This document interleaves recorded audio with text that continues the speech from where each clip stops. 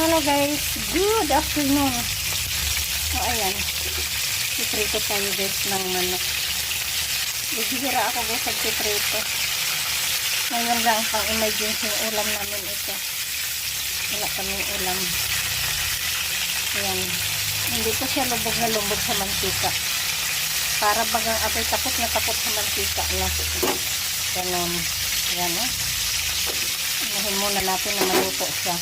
Ayan guys, kayo guys, nakaluto na ba kayo ng mga ulam niyo? Ayan, tapos gulay ang katapat nito guys, kailangan may gulay talaga. Ayan. Ayan guys, malapit nang maluto yan. Ayan, hangkaan natin ito.